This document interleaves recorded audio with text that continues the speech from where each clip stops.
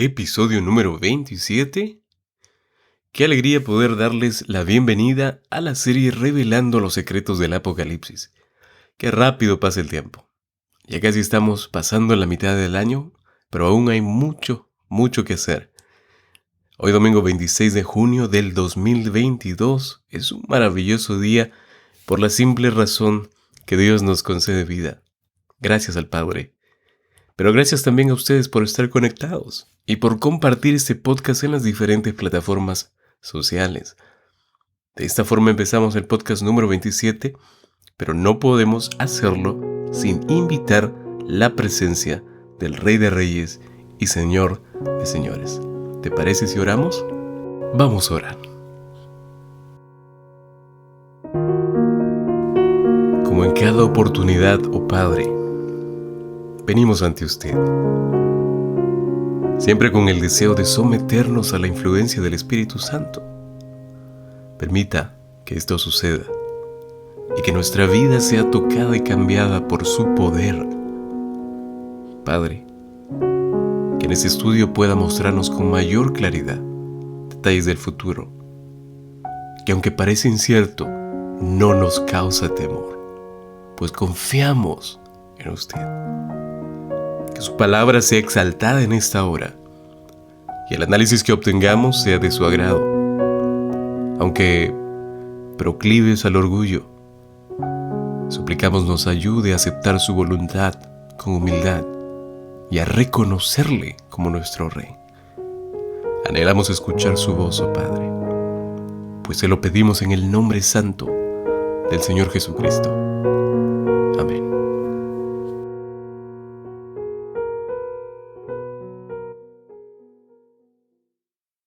Retomando la conexión con el tema anterior de los primeros versículos, debemos recordar que Apocalipsis 11, versículos 3 al 14, son la conclusión del interludio entre la sexta y la séptima trompeta.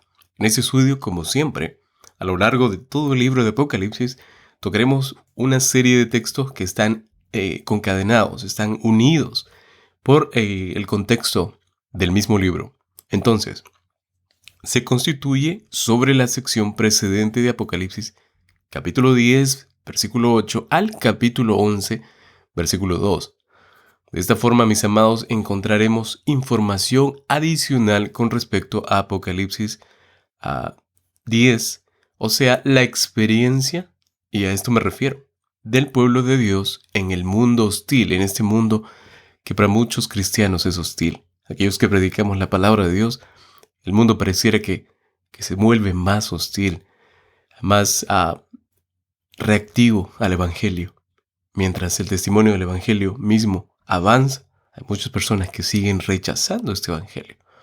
Pero vayamos directamente al segmento del estudio de esta hora. Leamos Apocalipsis capítulo 11, versículos 3 al 14. Dice la versión Reina Valera de forma literal: Y daré a mis 2 testigos que profeticen por 1260 días, vestidos de cilicio. Estos testigos son los 2 olivos y los 2 candeleros que están en pie delante del Dios de la tierra.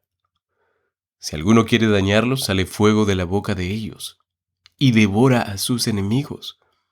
Y si alguno quiere hacerles daño, debe morir él y de la misma manera. Estos tienen poder para cerrar el cielo, a fin de que no llueva en los días de su profecía, y tienen poder sobre las aguas para convertirlas en sangre, y para herir la tierra con toda plaga, cuantas veces quieran. Cuando hayan acabado su testimonio, la bestia que sube del abismo hará guerra contra ellos, y los vencerá, y los matará, y sus cadáveres estarán en la plaza de la grande ciudad, que en sentido espiritual se llama Sodoma y Egipto, donde también nuestro Señor fue crucificado. Y los pueblos, y los de los pueblos, tribus, lenguas y naciones, verán sus cadáveres por 3 días y medio, y no permitirán que sean sepultados. Y los moradores de la tierra se regocijarán sobre ellos, y se alegrarán, y enviarán regalos unos a otros, porque estos dos profetas habían atormentado a los moradores de la tierra. Pero después de 3 días y medio, entró en ellos el espíritu de vida. ¿Enviado por quién, pastor? La Biblia dice, enviado por Dios. Y se levantaron sobre sus pies, y cayó gran temor sobre los que vieron. Y oyeron una gran voz del cielo que les decía, subid acá. Y subieron al cielo en una nube, y sus enemigos los vieron. En aquella hora, dice el verso 13, hubo un gran terremoto. La 10ª parte de la ciudad se derrumbó, y por el terremoto murieron un número de 7,000 hombres, y los demás se aterrorizaron y dieron gloria al Dios del cielo. Finalmente el versículo 14 dice, el segundo ay pasó, he aquí el tercer ay viene pronto. Es interesante porque aquí vamos a ver diferentes expresiones que tenemos que analizar y lo vamos a hacer a lo largo de este desarrollo. Comenzando por el versículo 3, tenemos que mencionar que la voz del cielo, que antes comisionó a Juan para profetizar con respecto a muchas naciones, y que posteriormente le ordenó medir el templo, si ustedes recuerdan, el altar y a los adoradores, ahora esta misma voz ahora hace un anuncio y dice según el texto bíblico de forma literal, yo comisionaré a mis 2 testigos. La expresión dice y daré, pero yo estoy otra vez ampliando la expresión para que la idea se pueda entender mejor. Y comisionaré a mis 2 testigos y ellos profetizarán por 1260 días vestidos de cilicio. La versión de las Américas empieza con y otorgaré. Me gusta mucho esta versión y en ciertas partes del estudio la utilizo. Y esta versión, la Biblia de las Américas, empieza con y otorgaré. El texto bíblico que leímos dice y daré, ¿no? Otra versión que me gusta mucho es la Biblia del Peregrino y empieza con y enviaré. Y aunque la idea no cambia, vemos la misma intención del profeta. Esto significa que los 2 testigos recibieron, ¿qué cosa, pastor? La autoridad divina y el poder de profetizar. Este profetizar se relaciona con Apocalipsis capítulo 10, versículo 11, en donde Juan es comisionado para profetizar con respecto a muchas naciones. Apocalipsis capítulo 11, versículos 3 al 14, claramente muestran que la comisión de profetizar dada a Juan se extiende a la iglesia del Señor, para ser un testigo fiel, alguien que disipe el mensaje, ¿verdad? El testigo fiel del Evangelio. Entonces, esto debe representar la comisión dada por Jesús a los discípulos. Y es más, la palabra de Dios nos dice en Hechos capítulo 1, versículo 8, el mismo Señor Jesús dijo lo siguiente, recibiréis poder cuando haya venido sobre vosotros el Espíritu Santo, y me seréis testigos en Jerusalén, en toda Judea, en Samaria, y hasta lo último de la tierra. Y esta última línea, hasta lo último de la tierra, quiere decir Tacoma, el área de Seattle, donde tú vives, donde te encuentres, hasta lo último de la tierra. El número de los testigos en Apocalipsis 11, y hay que pensar en esto mucho, nos debe llevar a recordar la ley de los 2 testigos en el antiguo sistema legal de Israel. ¿Cómo, pastor? Bueno, en este sistema legal de Israel en la antigüedad, este sistema prescribía dos individuos como el número de testigos para el sistema legal judío. Al ir a la palabra de Dios, podemos encontrar 2 aportes, 2 apoyos bíblicos aquí. El primer texto que voy a leer está en Deuteronomio capítulo 19, versículo 15. No se tomará en cuenta, dice la Biblia, a un solo testigo contra ninguno, en cualquier delito, ni en cualquier pecado, en relación con cualquiera ofensa cometida. Solo por el testimonio de 2 o 3 testigos se mantendrá la acusación. De igual forma, Hebreos, en el Nuevo Testamento, capítulo 10, versículo 28.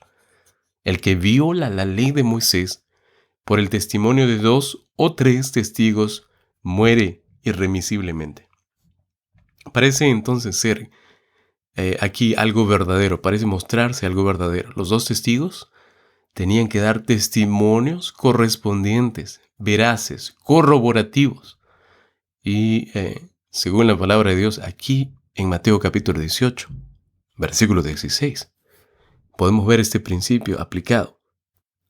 Mas si no te oyere, toma aún contigo a 1 o 2, para que en boca de 2 o 3 testigos conste toda palabra.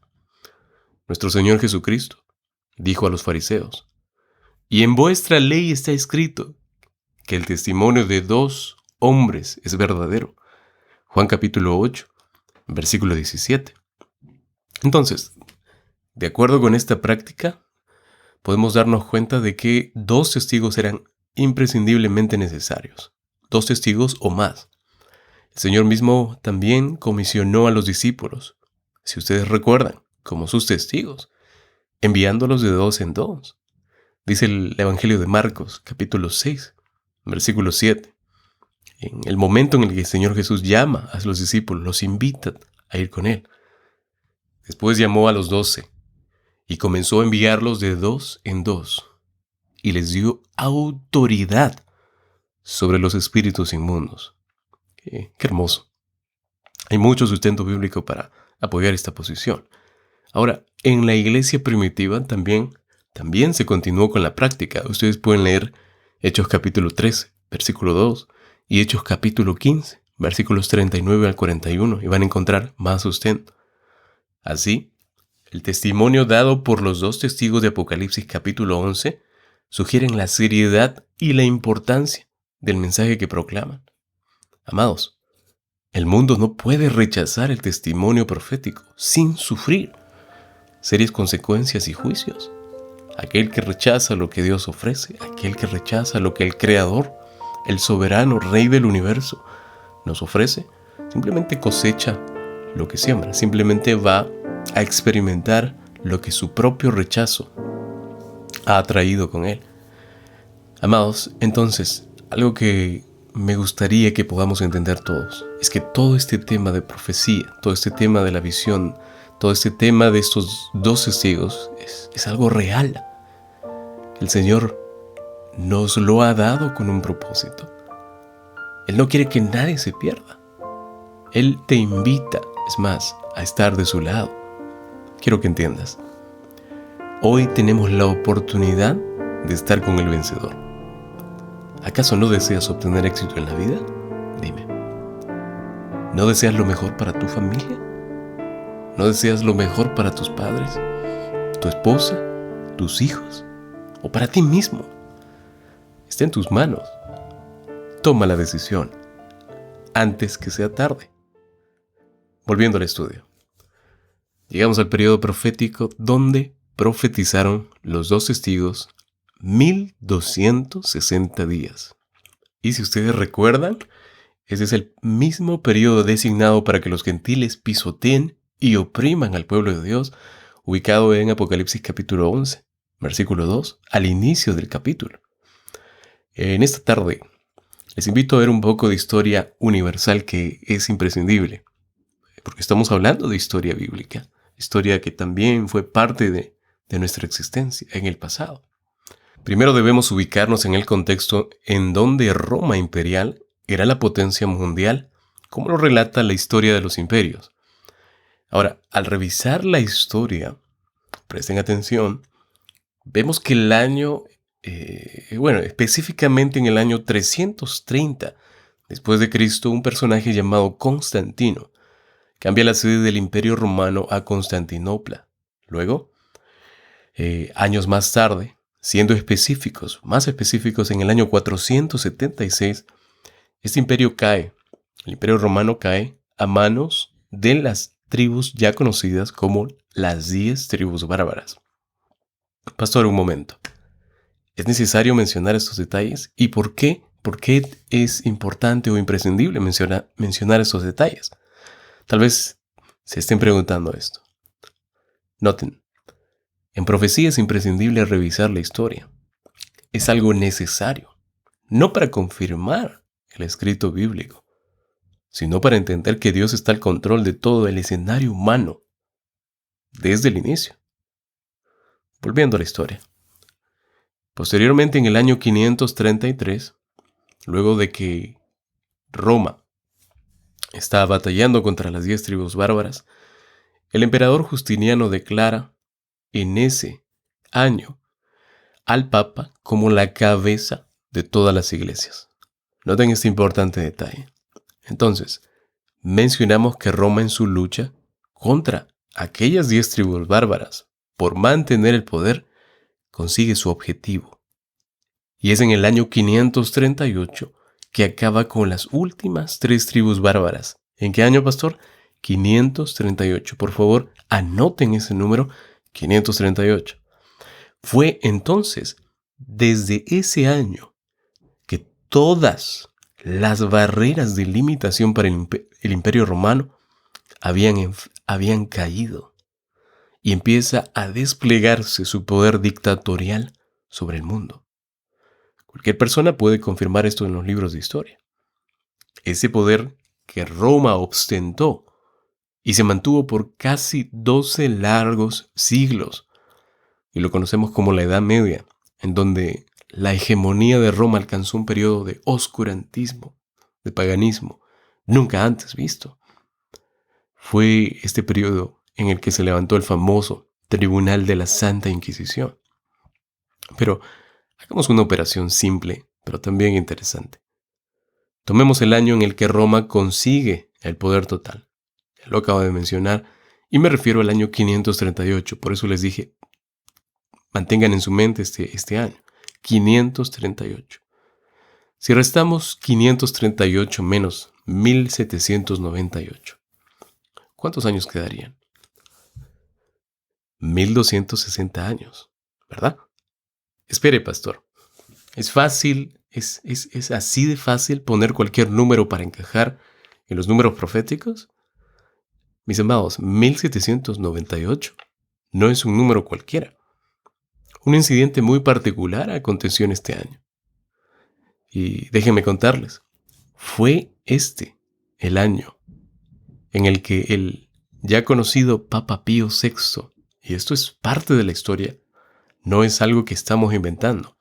El Papa Pío VI es tomado prisionero por el general Luis Berthier, líder del ejército del mismísimo Napoleón Bonaparte. Al ser tomado como prisionero, fue despojado de todo en aquel entonces, aún de su poder y autoridad. Otra vez, datos confirmados en la historia universal y al que todos y cada uno de ustedes tienen acceso.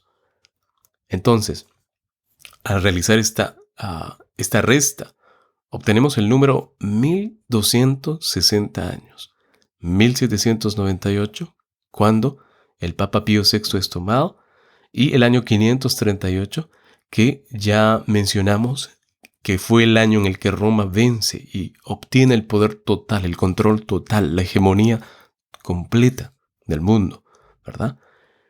Ahora, aquí vemos el texto bíblico y nos dice días, pastor, no nos dice años, no habla de años.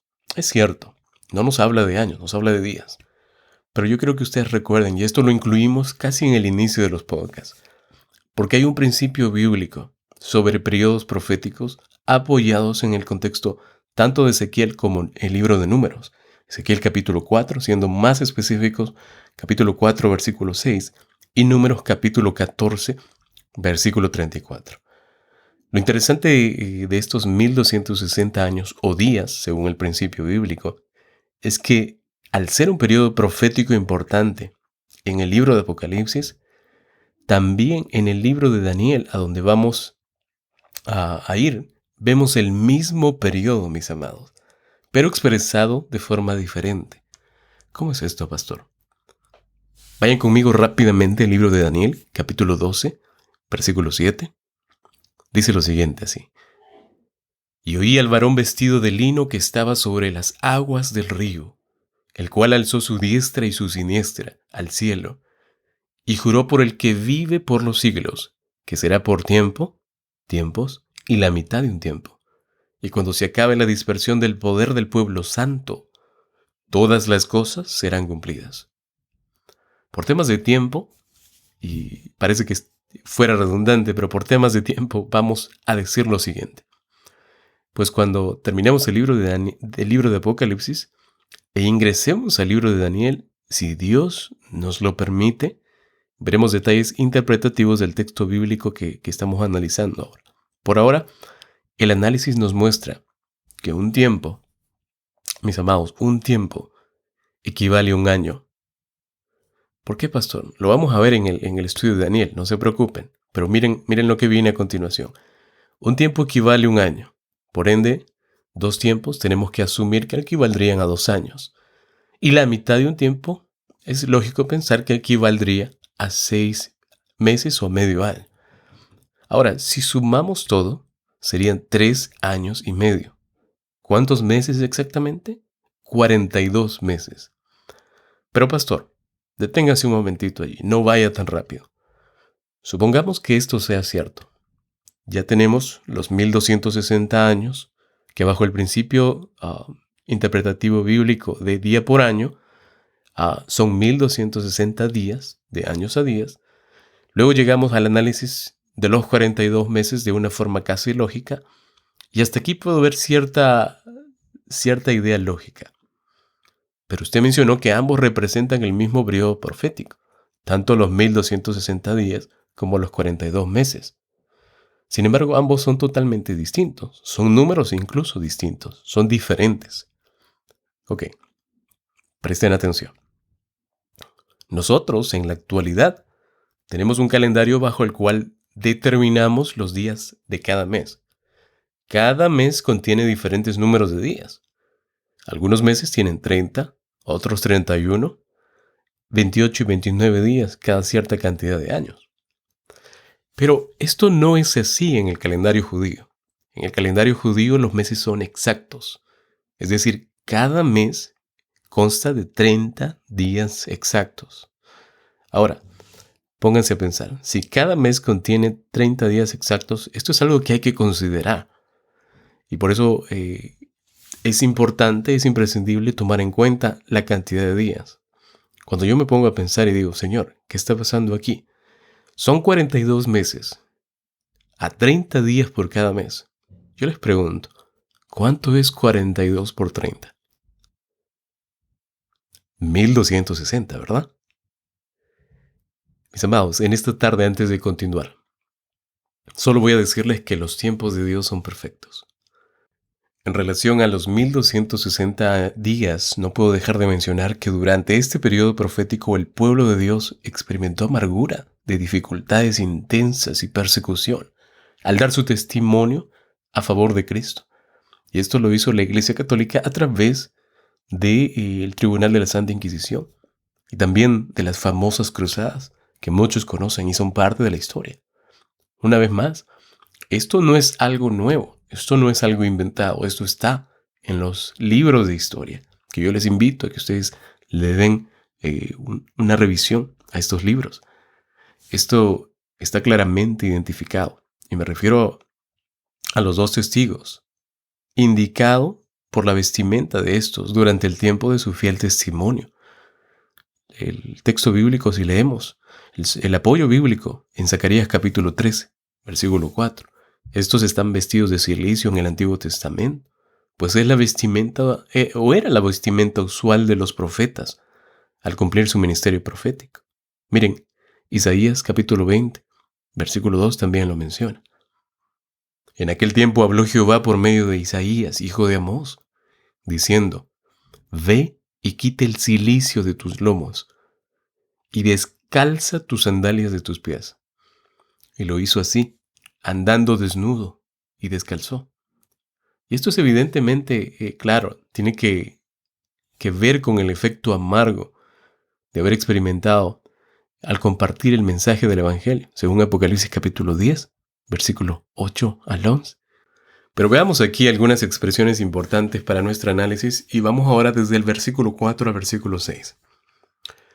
Es interesante ver cómo la voz del cielo da a Juan varios indicios para identificar a estos dos testigos. Primero, si ustedes se dan cuenta, son los dos olivos, dice el texto bíblico, y los dos candeleros que están delante del Señor de la tierra. Juan señala claramente a la visión de Zacarías, donde los dos árboles de olivos se dice que representan a los dos ungidos, que están delante del Señor de toda la tierra. Zacarías capítulo 4, versículo 14.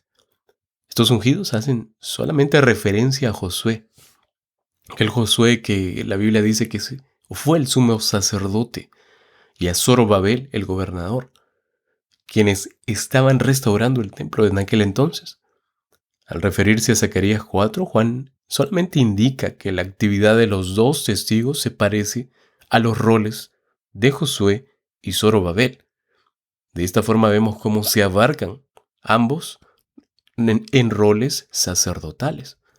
Algo para resaltar es que los dos testigos están relacionados con la restauración del templo.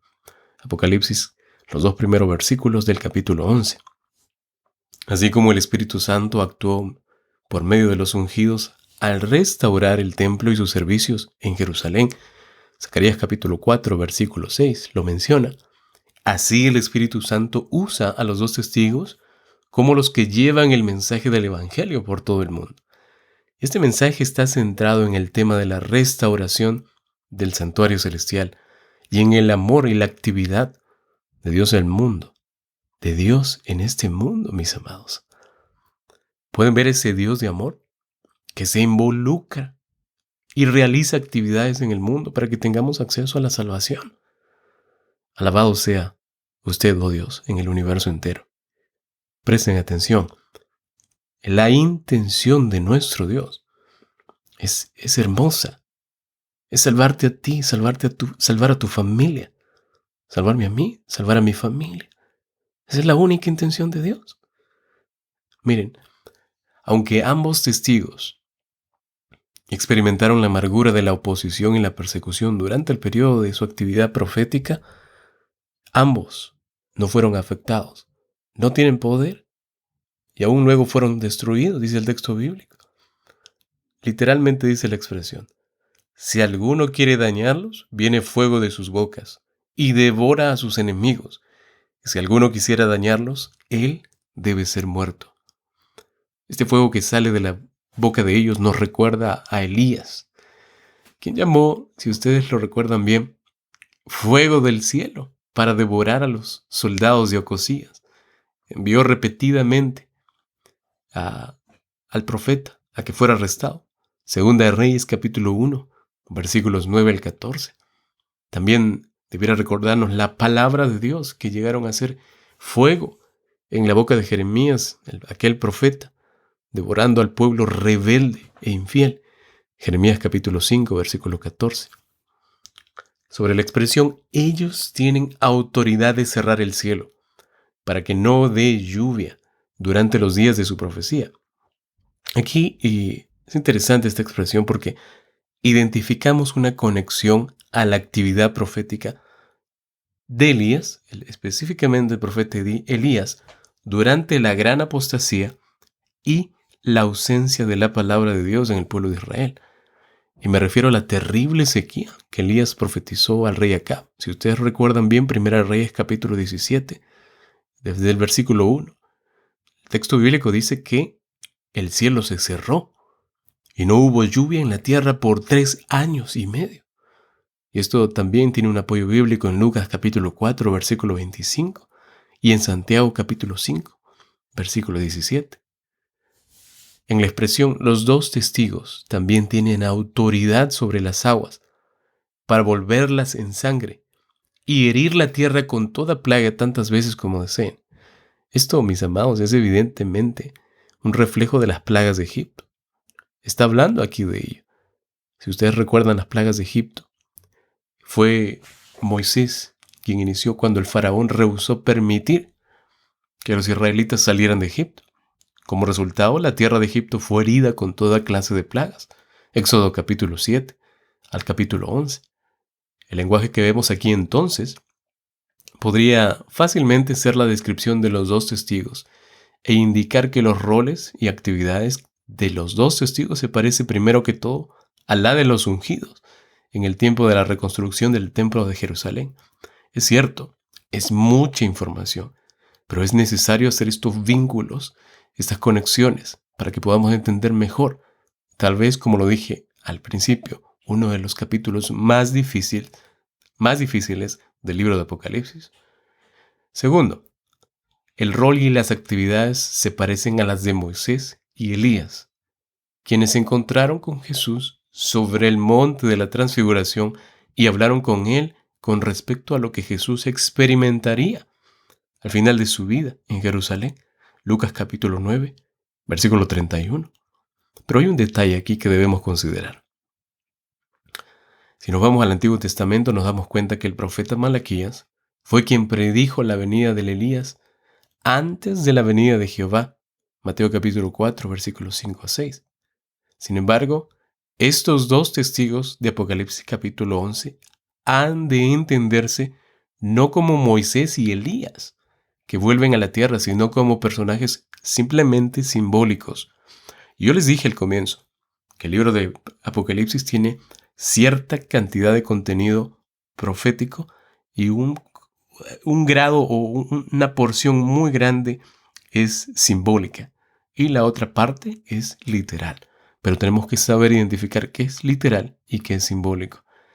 Pastor, entonces, después de tanta información, ¿quiénes son entonces los dos testigos de Apocalipsis 11? Bueno, pues, la evidencia indicaría que podrían simbolizar ya sea la Biblia como la palabra de Dios o el pueblo de Dios al dar testimonio a favor del Evangelio en el mundo. Es decir, la Santa Biblia en toda su plenitud, Antiguo y Nuevo Testamento. Por lo tanto, parecería muy apropiado comprender que los dos testigos de Apocalipsis 11, como el pueblo de Dios, en sus roles sacerdotales, podrían asumir esta posición mientras que dan su testimonio profético de la palabra de Dios. Y es simplemente la difusión del Evangelio. Lo que vemos aquí es que es un tema muy anhelado por Dios para que su palabra sea diseminada por el mundo. A ver, aquí vemos un tema de testificación y lo encontramos desde los evangelios también. Podemos ver una óptica desde los evangelios cuando Jesús comisionó a los discípulos y los envió como testigos. Marcos capítulo 6, versículo 7 y Lucas capítulo 10, versículo 1. Es fácil observar que la seriedad y la importancia de la testificación se basaba en la ley del Antiguo Testamento, que como ya lo mencionamos exigía dos testigos con testimonios correspondientes y reales, a fin de que su testimonio fuera válido. Deuteronomio capítulo 19, versículo 15, Juan capítulo 8, versículo 17 y Hebreos capítulo 10, versículo 28. Dos de esos versículos ya los leímos. Vamos a la sección desde el versículo 10, versículo 7 al versículo 10 del capítulo 11. A estos dos testigos, se les dio un periodo determinado, y aquí viene lo interesante, para su testificación profética. 1260 días. Ya vimos de dónde viene este número. Después de que completaron durante todo ese tiempo su testificación, mientras vestían cilicio durante este periodo profético, ocurrió lo que el texto nos dice. La bestia que sale del abismo hará guerra contra ellos y los conquistará y los matará. ¿Quién es esta bestia que sale del abismo y que hace guerra contra los dos testigos? Nosotros vimos ya que el abismo o el pozo sin fondo representa la morada de los ángeles caídos, los demonios. ¿Cómo es esto, pastor? Bueno, vayan al libro de Lucas, capítulo 8, versículo 31, también al libro de Segunda de Pedro, capítulo 2, versículo 4, o también lean Judas, capítulo 6. Este es el lugar de donde salieron las langostas demoníacas, si ustedes recuerdan el análisis anterior, que atacaron al pueblo de Dios en la escena de la quinta trompeta. Y les recuerdo el texto bíblico, Apocalipsis, capítulo 9, versículos 1 al 11. Amados, esto nos muestra el origen demoníaco de la bestia, que ataca a los dos testigos. Adelantándonos un poco, En Apocalipsis 13, la bestia que sube del mar tiene el poder de dominar al pueblo de Dios. Y aquí hay un periodo profético que es muy conocido ya, por 42 meses. Después de este periodo en el que los dos testigos ya completaron su testificación profética, sube la bestia del abismo para hacer guerra contra ellos. Apocalipsis 17, versículo 8. Otra bestia que sale del abismo y sobre la cual se sienta la ya recordada Babilonia, a la cual la Biblia la cataloga o la clasifica como la ramera.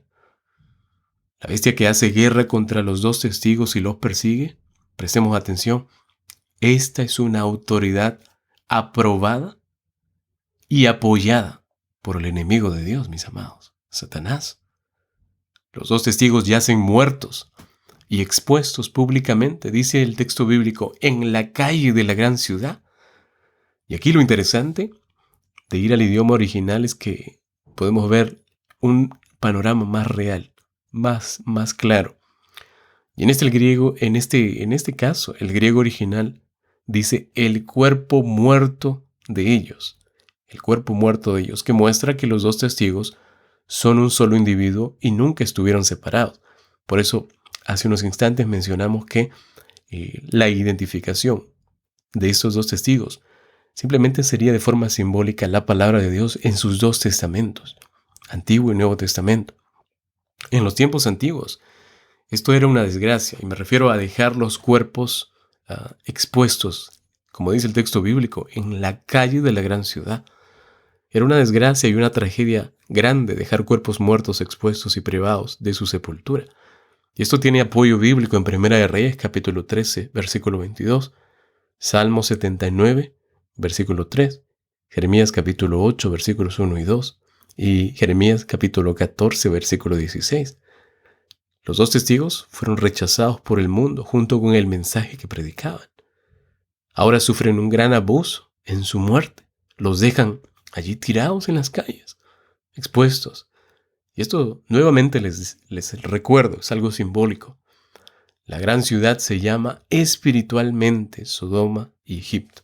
Note, por eso hablamos que todo el contexto de este capítulo es simbólico, en su mayoría, porque aquí sabemos que en este tiempo Sodoma y Egipto ya no existían. Pero por eso la Biblia lo clasifica y lo detalla de la forma como se expresa en la Biblia.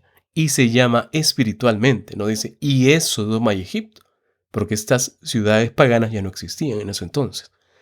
Entonces se llama espiritualmente Sodoma y Egipto. En otras palabras, la gran ciudad donde los testigos fueron martirizados.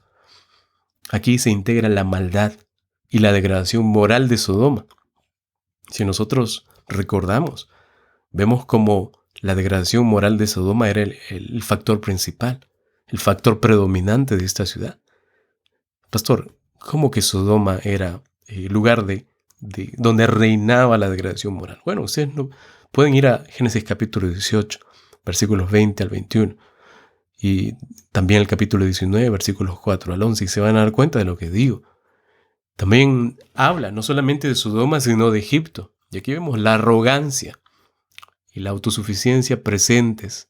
Autosuficiencia, y no solamente autosuficiencia, sino el ateísmo de Egipto. Recuerden que Faraón y todos los de Egipto no creían en Dios. Dios estuvo llamándolos a través de su siervo constantemente. Crean en mí, aquí estoy. Y Faraón rechazaba, no creía. Éxodo capítulo 5, versículo 2 muestra un apoyo interesante. Ambas ciudades, y me refiero a Sodoma y Egipto, fueron lugares donde el pueblo de Dios vivió como extranjero bajo la persecución. Y aquí vemos que este detalle de esta ciudad es además identificada como donde también crucificaron a su Señor. Así es el texto bíblico, donde también crucificaron a su Señor. Esta expresión nuevamente debe ser resaltada porque lo que sucede con estos dos testigos es lo que ya había sucedido con el Señor Jesucristo en Jerusalén, y ustedes lo recuerdan. Los adversarios que vemos aquí son los mismos que el Señor Jesucristo tuvo que enfrentar.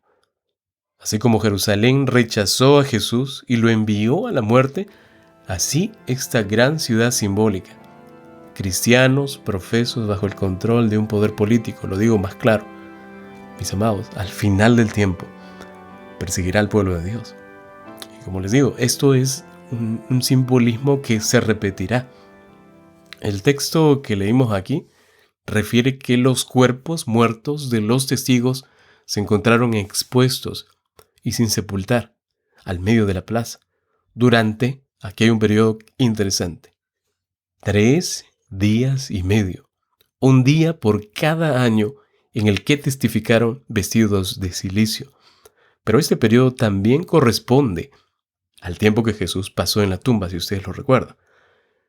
¿Puedes ver la conexión?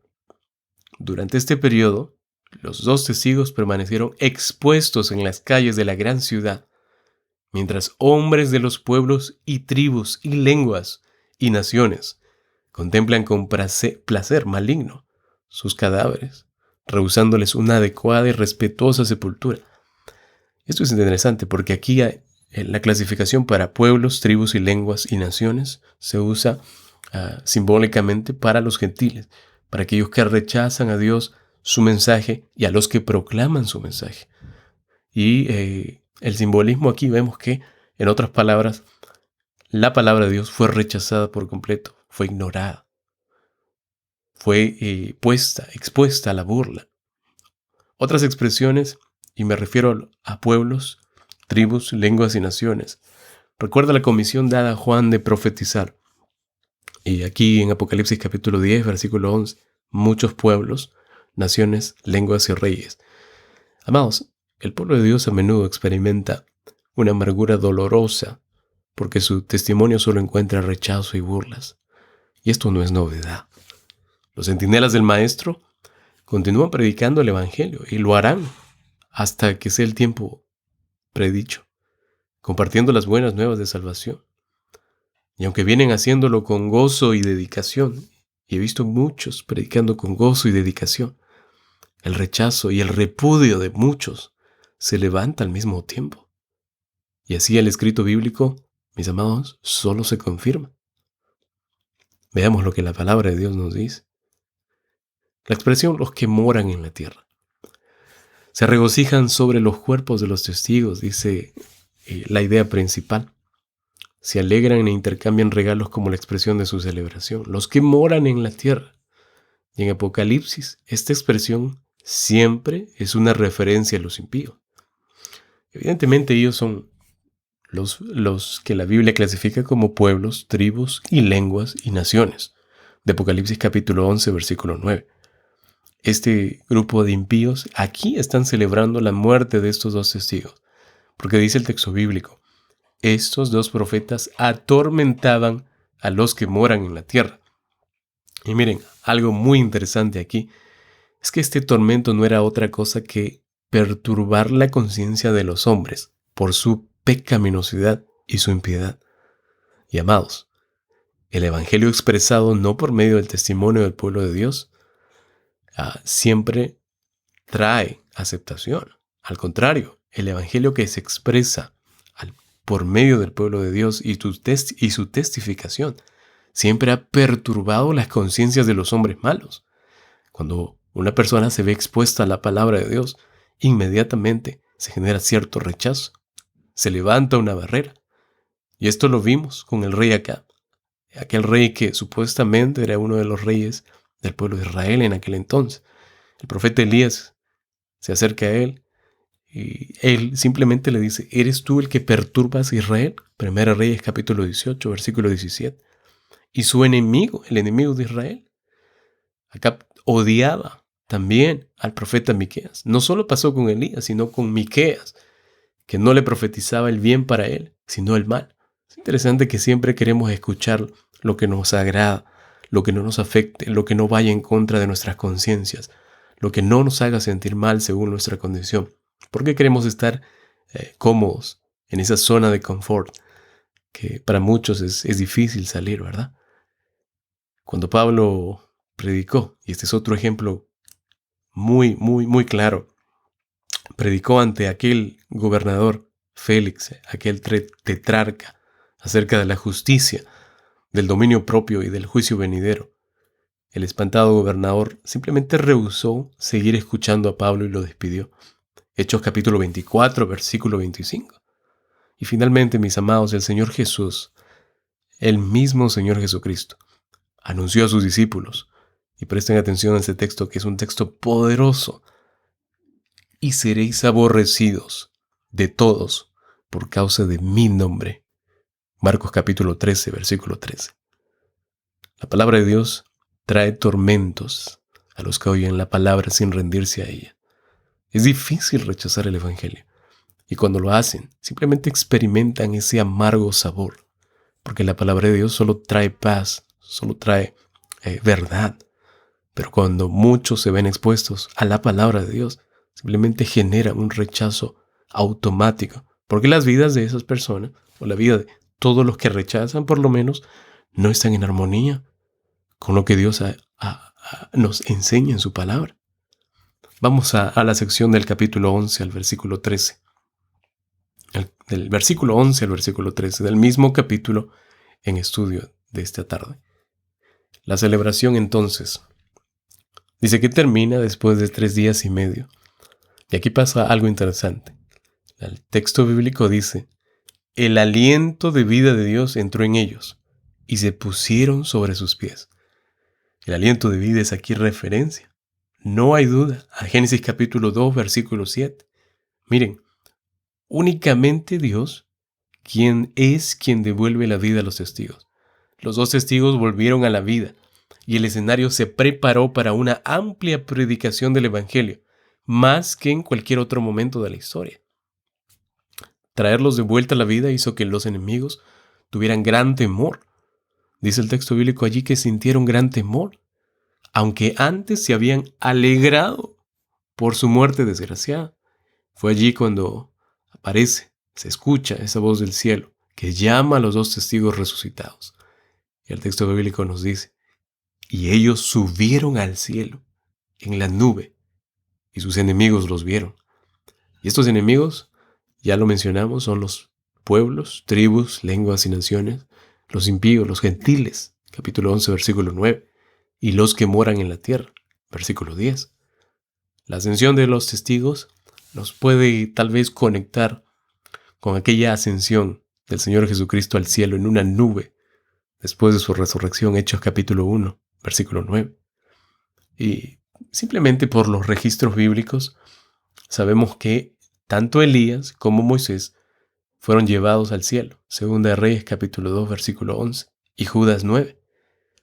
Entonces, estos testigos, habiendo completado su testificación profética, son elevados milagrosamente al cielo en la nube.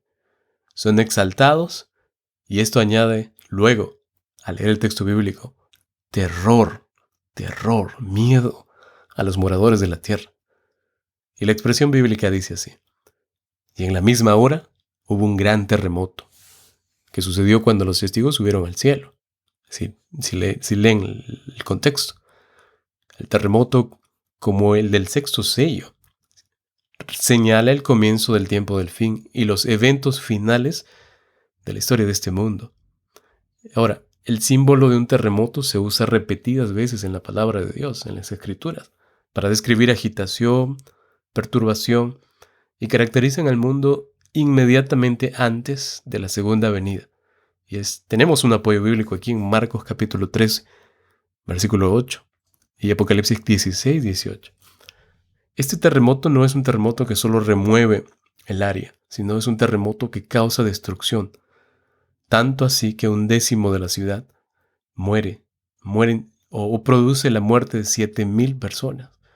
Esta ciudad es evidentemente la gran ciudad figurada, Sodoma y Egipto, que en Apocalipsis 8 y al final del tiempo llevará el nombre de Babilonia, que viene de Babel, confusión. 7,000 personas muertas entonces en el colapso de la gran ciudad representan la totalidad de incrédulos endurecidos.